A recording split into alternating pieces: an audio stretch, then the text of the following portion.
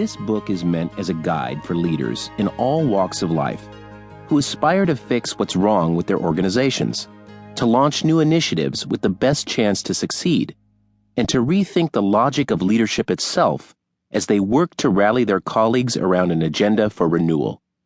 In other words, it is a manifesto for change and a manual for achieving it at a moment when change is the name of the game. Full disclosure. A few years ago, when I first had the idea for Practically Radical, I had no inkling that America and the global economy were about to experience the worst dislocation since the Great Depression. And, truth be told, my mindset in the early stages of this work, as stock markets slid and panic spread, was a self-centered mix of doubt and despair. How could I develop a game plan for game changers when everything was changing right before my eyes, and in the wrong direction? How could I provide a set of insights and answers to help leaders transform their organizations when many of the economy's leading organizations seem to be on the brink of disaster, and almost everything about leadership seemed to be open to question? How could I produce a work of energy and optimism when the spirit of the times was marked by fear, confusion, and division? Then something eye-opening happened.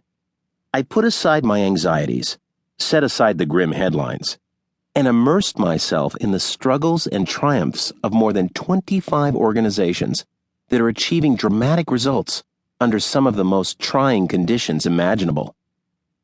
Like most business thinkers, I read widely about the ever-changing dynamics of competition, work, and success, media accounts, scholarly articles, books, blogs, business school cases. But the way I truly change my mind about business and organizational life is to see it for myself, up close and personal, to spend time with executives and frontline employees, walk the halls of their companies and factories, visit labs, warehouses, and stores, sit in on closed-door meetings, and hang out in training sessions. I learn the most when I encounter organizations whose strategy, culture, and day-to-day ways of working are the least like what passes for established thinking and conventional wisdom. The more places I visited, and the closer I looked, the more convinced I became that turbulent times were precisely the right time to explore the hard work of making big change.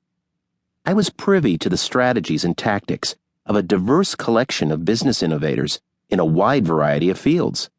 A high-profile internet company that reinvented customer service for the digital age and invented an iconic brand in the process.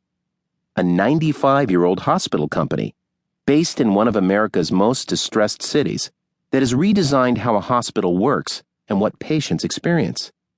The irrepressible billionaire who rescued the Swiss watch industry from near oblivion and transformed it into a global juggernaut.